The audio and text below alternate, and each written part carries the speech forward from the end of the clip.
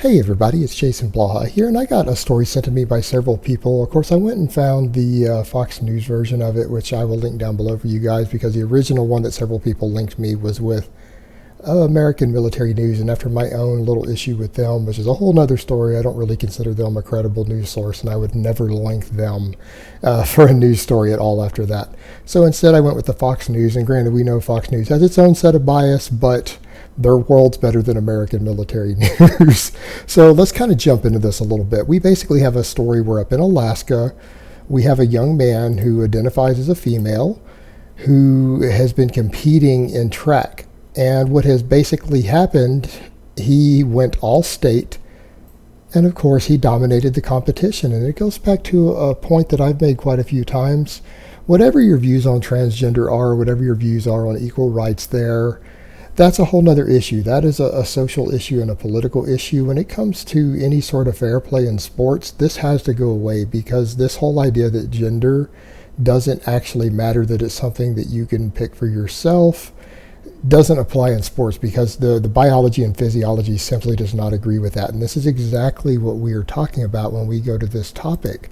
What we know is that going through puberty, going through your developmental years with both the Y chromosome and elevated testosterone levels, will make permanent changes to the body that no form of self-identifying or even long-term hormone replacement therapy later can completely undo. And so, like we see in the case of this young man competing against these girls, again, he's identifying as a girl. He might feel in his mind that he is a female, but biologically, skeletally, and muscularly, he is completely male, which means he is going to have a tremendous predisposition towards more speed, more power, more explosiveness, and actually more endurance. That's something a lot of people aren't aware of, that males are, in those regards, in regards to those performance elements, dramatically superior to females, even if they have equal genetics, meaning they're very close relatives.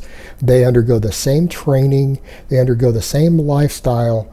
A man will simply be faster and stronger and be able to run faster and run longer and lift more weight than a comparable female with similar genetic traits to him for that exact same sport or those performance attributes. And so we start getting into these debates like this of a gender-neutral society. Well, basically, you are just throwing out women's ability to compete in sports fairly when you do that, because basically a woman to compete with a male in any sport that involves speed or power, because of this, she will have to be more genetically and athletically gifted than he is, and she will have to work harder, work smarter, and work better to be equal to a male. Essentially, because of the genetic traits and the hormonal development patterns, the things that it does to the human body, the male will simply not have to have as much athletic talent, nor will he have to train as hard or have as good of coaching in order to beat a female in any of these sports. That is a simple reality. That's the simple biology and the simple sports science, and there's nothing that you can do to change that. No set of social policies or social views or laws will change this biological fact. And when you ignore this, you get exactly what we had here. You get a situation to where a young man comes in and he beats all of these women at the sport. And this is a case of, we're not even talking about someone who's undergone full therapy, surgery, hormone replacement therapy later as an adult. This is still a teen in his developmental years. He's going to have a tremendous advantage. And it's no wonder that he dominated the competition and went all state. And do the parents of these young girls and do these young girls themselves have a right to be upset? Absolutely. Should they feel cheated? They were cheated. They were absolutely robbed against having any chance of fair competition by doing this. They're not competing against other females. He could have gone and competed against other males who have the same hormone levels and the same structural advantages from growing up with elevated testosterone levels and a Y chromosome. He could be competing against other males who have the same sort of bone density and muscle fiber advantages that he has. And by not doing so, he is essentially cheating. And that's the case here of going back to the point of gender equality. For certain, social equality and legal rights is one thing. It's another thing when you're trying to have any sort of fair competition.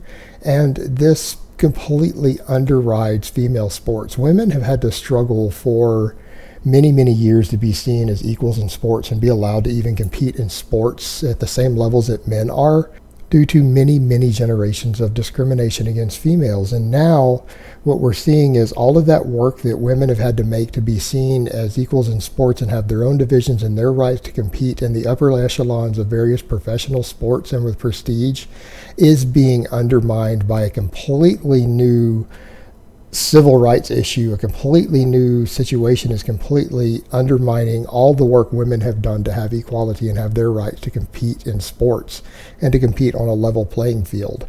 And this is really bad for women's rights and women's equality, because it is essentially saying that women can't compete against women anymore, that any man who just decides that he is a female can compete against women and go ahead and beat women who might actually train harder than him and be, at least genetically on a female to female versus male to male genetic comparison, be more gifted athletically than he is, but because they didn't develop with the extra testosterone and chromosomal differences that he had as an advantage growing up, that they are going to lose to someone who maybe isn't as good as they are, isn't as skilled as they are, hasn't trained as hard, purely because he was born a male and they were born a female. And it completely undermines female civil rights and females in sports.